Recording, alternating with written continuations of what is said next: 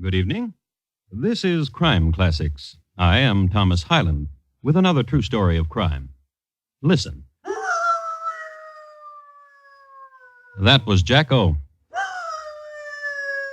Jacko, the three-quarter Irish setter. A good dog, usually a well-behaved dog, friend to the children of Manchester Village, Vermont. An inquisitive dog. Whatever disturbs him isn't buried very deep. Listen to him digging. Smart dog. He's found what he was after. He's tugging at it. Gets it. Good dog. What have you got there, Jacko? A bone. Looks like a leg bone, doesn't it? A human leg bone. Tonight, my report to you on the Boorn brothers and the Hangman, a study in nip and tuck. Crime Classics, a series of true crime stories taken from the records and newspapers of every land, from every time. Your host each week, Mr. Thomas Hyland, connoisseur of crime, student of violence, and teller of murders. Now, once again, Mr. Thomas Hyland.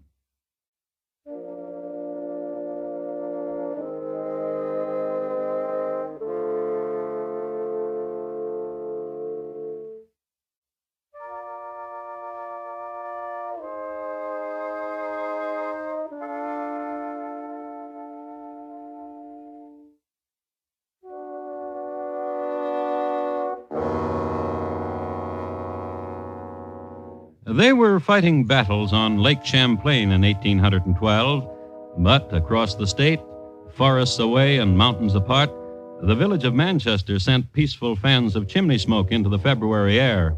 It was ebb of winter and edge of spring. It was snow flurry and thaw and chill sunlight.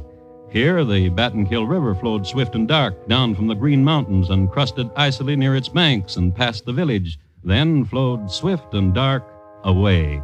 And where the snow had melted, the soil glistened and was rich and black. Farmhouses gleamed white.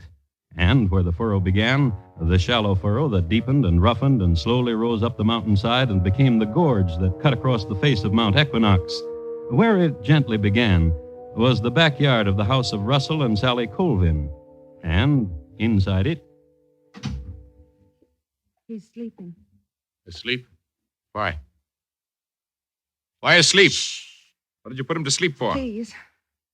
There's moonlight on the snow, and there's moonlight on the mountain, and I promised my son he'd see. Why do you do that? Why do you fill his mind with lies and fancies? There's little men on the mountain tonight, and I told my son he'd see them.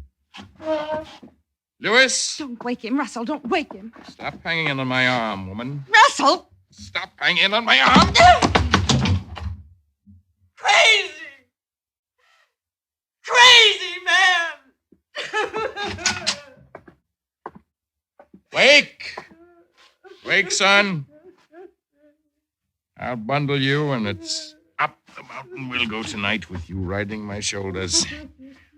And little men we'll find. Them at their bowls and singing and dancing. And we'll join them. Come with me, son. Up the path the moonlight makes on the mountain snow. Up the path the moonlight makes.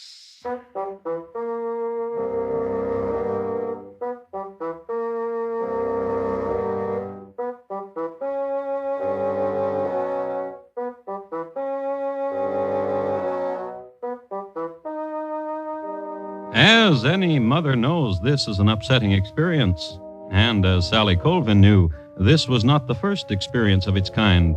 Sometimes her husband would hoist her son on his back and walk away from the house and not come back for days at a time. And when they did, they would smile at each other secret smiles and say nothing of where they had been. And there were secret words between them that Sally could not understand, and signs and small patterns of dance, and then great bursts of laughter. And this time, the time when Russell took his son up the path the moonlight made, and they returned 2 days later... Where have you been? In heaven's name, where have you been? Shh. Sleeping. Now you'll sleep the day away and the night, son, and dream of the fancies we've seen, little men. Sleep. Sleep. Tell me what Shh. No.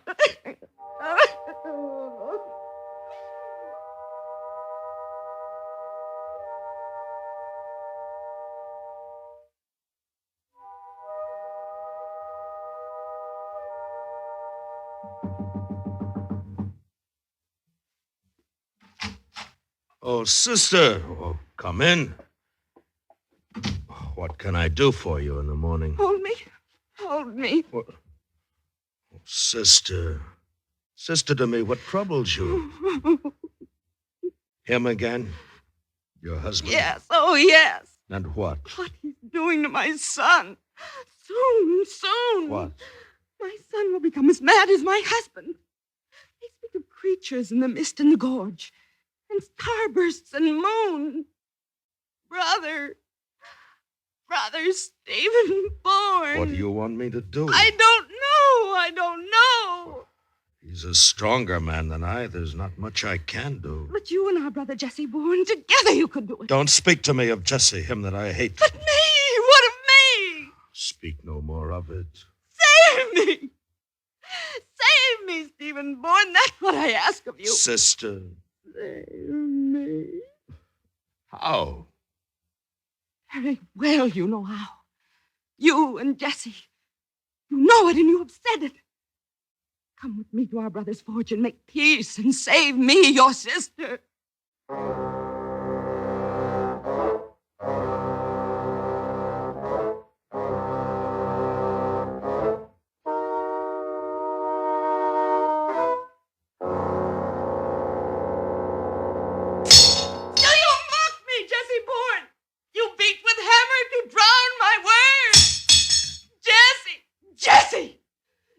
Stands here before you and wishes to friend with you because Jesse. Out of my way, there's work to be done. I'm no blacksmith, Jesse, and I've not got the sinews of you, but listen to your sister and what her trouble is, or I'll try you. Will you now? Will you? Oh. Me who can split your head to your heart in a stroke. Try me, will you? Then do it. Stop it! Stop it! Listen to me. I'm being killed, and my death is the madness around me. What are you saying? Of a husband. Let her say it. And what he does to my child. I've heard strangenesses in the village of your husband, sister. And when I've heard them, I've smiled to myself in remembering. This is the man you needed to marry, sister. Would die without, sister. And now he's a daft and a loon. Now he's... Hear her out. Say on, sister. He takes Lewis with him on walkings for days. And they return. And there are secrets and madnesses. And loneliness for you. I care nothing of it. I care only for my son. Jesse. Take his hand, Jesse Boorn, and be brothers again. For there is a bond now. The need to help me. Yes. And now listen to me. There where the ravine starts, by the field where it is rocky, I will send my husband there. A plotter hour, sister. I will send my husband there tomorrow in the morning. Will you be there? Will the both of you be there? We'll be there.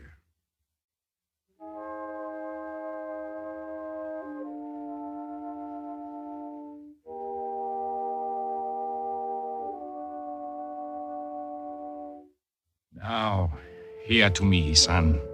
The way I do it. Come a goblin, come a teeny, come an elfin, come a greenie, come about all, and you shall... Russell. I'll finish it for you later, son. Russell. There you are. With your son mute and agape at you again. What do you want? It's a new morning and the new season of spring's coming in with it. And so? And so there's work. And you need not tell me of it. There's no work I do not do on this farm. I need no telling of it. In the upper field and where the rocks are easy to pull from the ground now that the thaw has softened it. I know of it. You need not remind me. Tonight, the night frost may harden the ground again. I know it. Then go. I'll be back, son. Think hard of the verse I taught to you.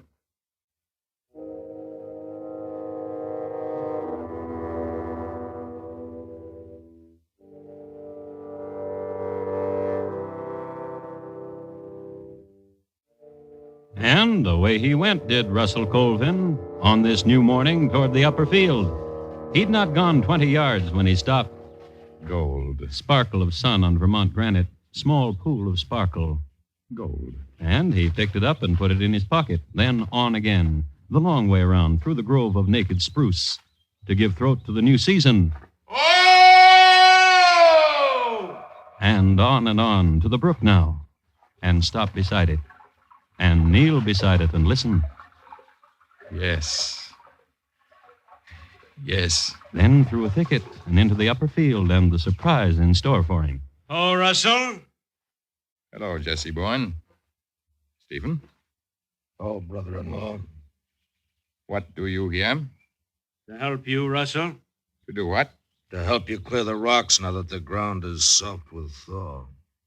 And how do you know I'm here to do that? How indeed. I need not your help. I'm hearing you do, brother-in-law. I'm hearing that way, too. We're in hearing you don't do well by our sister, Russell. That's what we hear most of. And who's saying that? Our sister, your wife's saying it, Russell. More wife than sister, so it's not of your business. So it's off the land with you, the two of you. Oh, now, indeed. What you heft in that branch for, Stephen? I'm aiming to brain you with it. You are aiming the same, Jesse? Going to help. Then let's get to it. We'll see. Let's get to it indeed.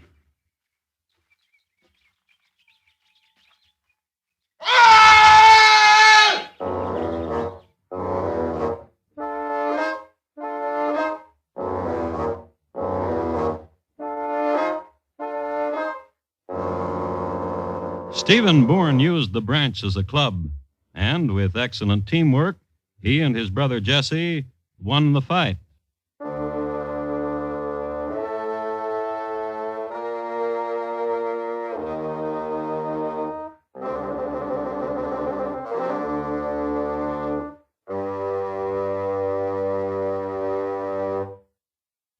You are listening to Crime Classics and your host, Thomas Hyland.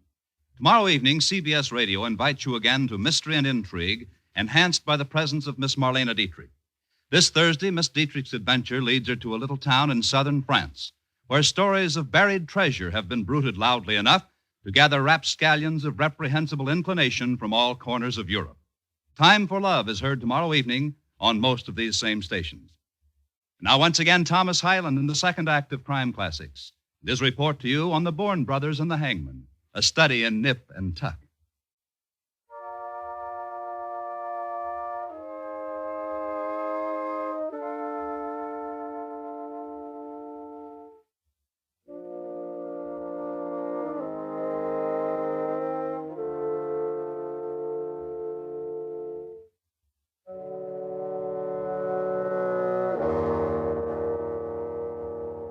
It was a good spring.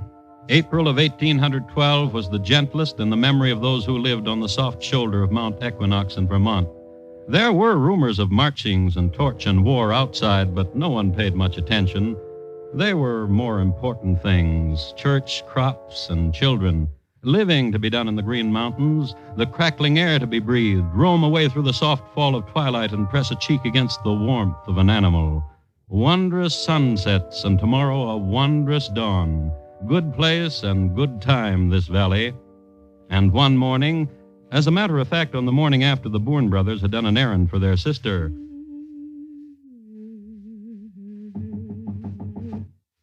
Come in. Oh, good morning, Mrs. Wyman. And to you, Mrs. Colvin. A sweet morning. 'Tis. And what may I do for you? It's Wednesday. And so it is. So I've come again so your mister can drive me to the village again. He to shop for you and me for mine. He's not here. Oh, no. In the field, then? Not in the field. Oh, of course he is not. For I saw your son Lewis at play just outside the door, and he would be in the fields with his daddy dear. Were his daddy dear in the fields? You'll be late to market, Mrs. Wyman. Where's the dear man, your husband, Mrs. Colvin? Gone. Where gone? To the mountain, Oh, I think. and when will he return? I don't know. Oh, such a dear man. and the dear fancies he sees and tells you of. Ah, what a fortunate woman you are, Mrs. Colvin. I've cleaning to do, Mrs. Wyman.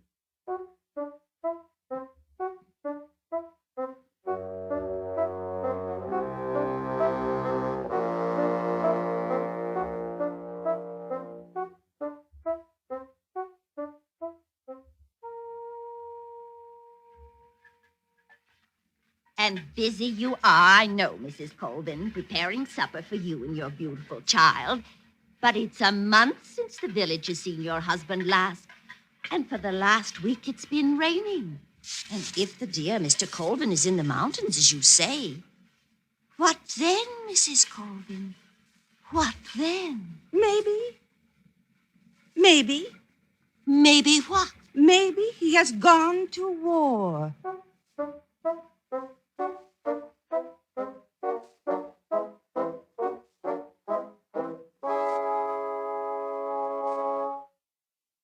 It's a year now, Mrs. Colvin. Have you heard from the dear man? Ah, it's a cruel war.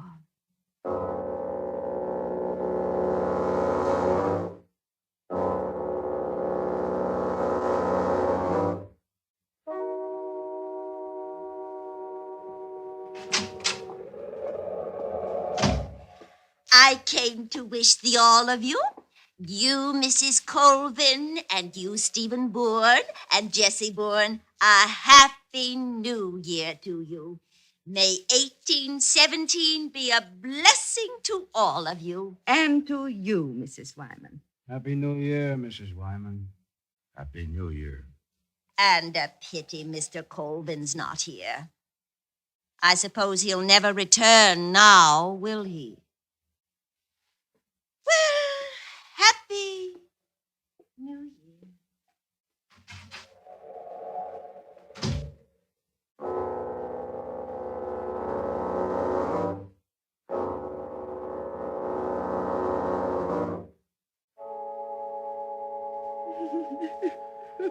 Now stop your crying, Sally. A boy's a boy. Only 14.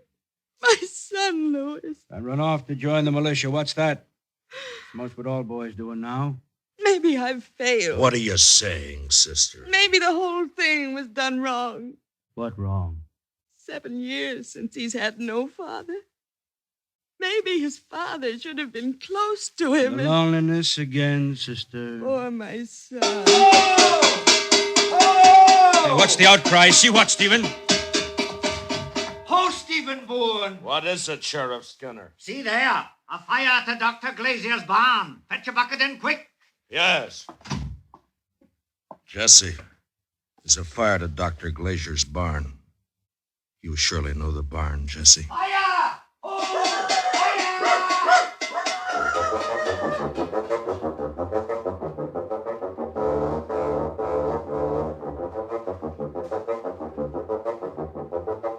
And in 1819, fires were not very easy to control. It was a matter of having enough men and enough buckets to reach from the fire to the stream. And Dr. Glazier's barn was not notably close to the stream, nor were there enough men nor buckets. So the fire had its own way. It burned the barn to the ground. And later, when the ashes had cooled and while Sheriff Skinner was consoling Dr. Glazier on his loss, the sheriff's dog...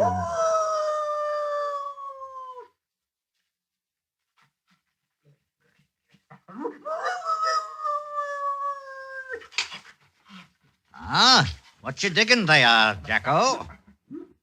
Oh, find something, Jacko? Bring it here, Jacko. Ah, let's see what you got there. A bone.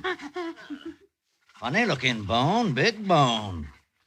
What kind of bone would you say this was, Dr. Glazier? Leg bone. Human. Don't say. Not positive.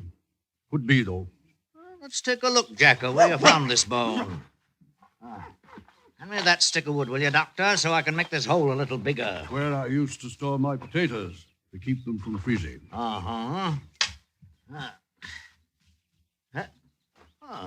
A button now. And look here, a knife. Funny-looking knife. Let me see it. I know the knife. Truth now, whose? Russell Colvin's knife. Russell Colvin now. He's not been around. 6 years, 7. It's his knife, all right. And that's the button off his coat, too. And this is a human leg bone, you're saying, Doctor. I'm not saying it's not a human leg bone. Let's get along, Jacko. Come on, boy.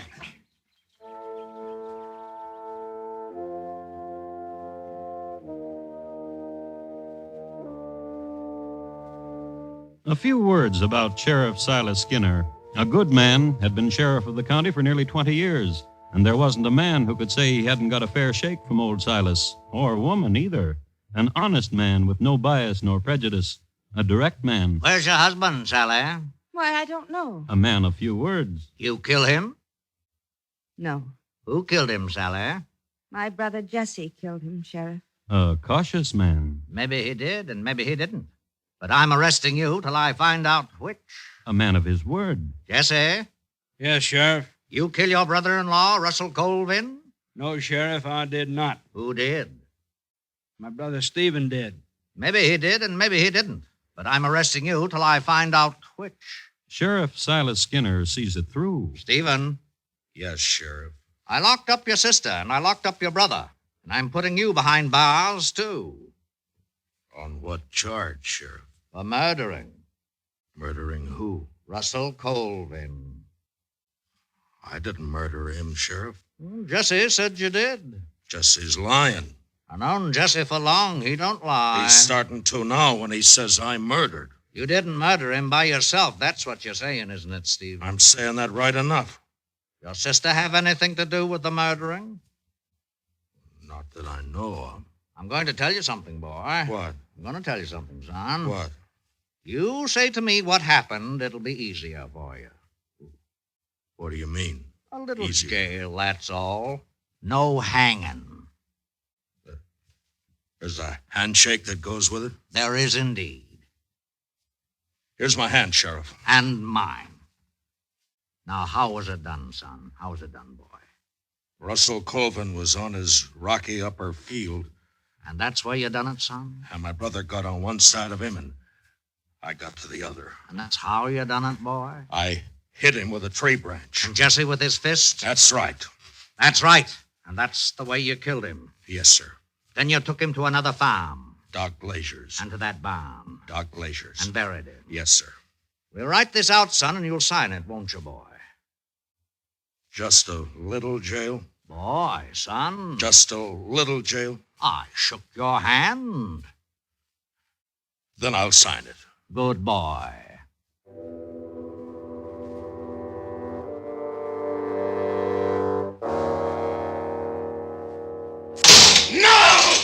Oh, stop taking on so, Stephen Boorn. Your brother Jesse's not acting up the way you are. They found us guilty. Well, you confess. They're gonna hang us.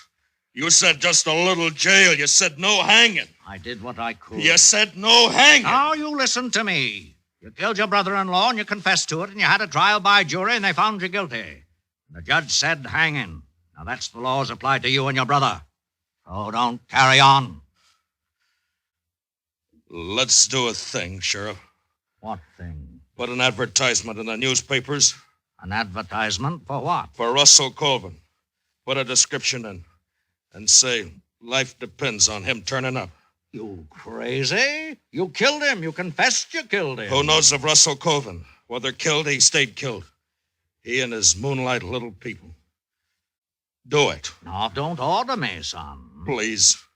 Huh? Please do it. Well, all right, son.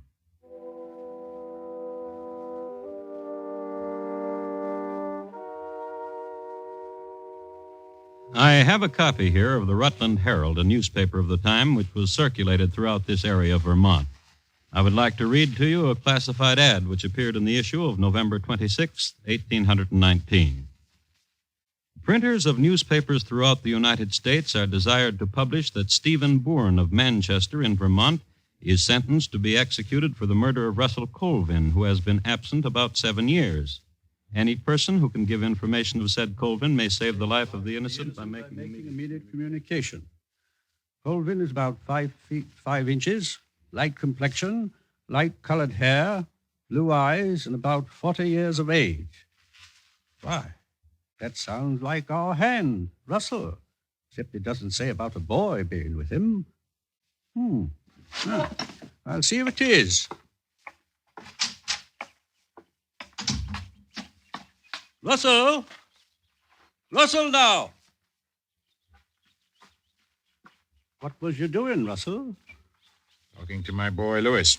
Your son, ain't he? My son. They're looking for a man named Russell in Manchester. Oh? It's going to be a hanging unless they find a man named Russell. Russell Colvin. You once said you was from Manchester. I am. They looking for you? I'm Russell Colvin. My duty to see you get back to Manchester, Russell. Yes, it is.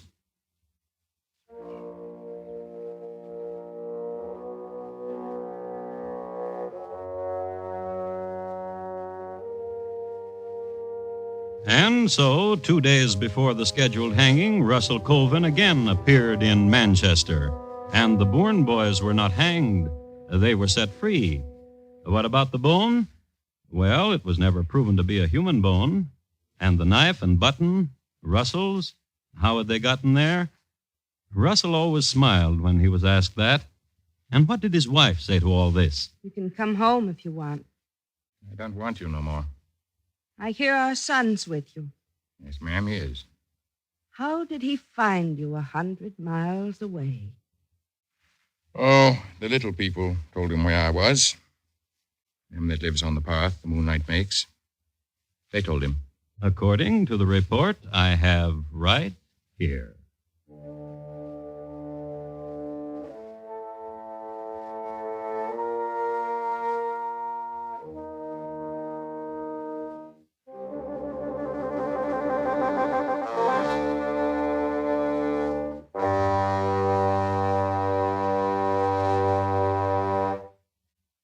In just a moment, Thomas Hyland will tell you about next week's crime classic. The Boorn Brothers, tonight's crime classic, was adapted from the original court reports and newspaper accounts by Morton Fine and David Friedkin. The music was composed and conducted by Bernard Herrmann, and the program is produced and directed by Elliott Lewis. Thomas Hyland is portrayed on radio by Lou Merrill. In tonight's story, Virginia Gregg was heard as Sally, Lamont Johnson as Russell, William Conrad as Stephen, and Jack Crucian as Jesse. Featured in the cast were Irene Tedrow, Joseph Kearns, and Herb Butterfield. Bob Lamont speaking. Here again is Thomas Hyland. Next week, London, England, in the year 1722. We will concern ourselves with the strange behavior of an escape artist. He robbed women and escaped from their men. It's listed in my files as The Incredible History of John Shepherd. Thank you. Good night. Stay with CBS Radio right now, and you're guaranteed a ringside seat for the Archie Moore-Joey Maxim Championship fight in Miami. Yes, right after station identification, most of these same stations will bring you Joey Maxim's bid to KO Archie Moore and regain the world's light heavyweight crown. The exclusive radio broadcast in just a moment. Mr. Keene, Tracer of Lost Persons, is heard Friday nights on the CBS Radio Network.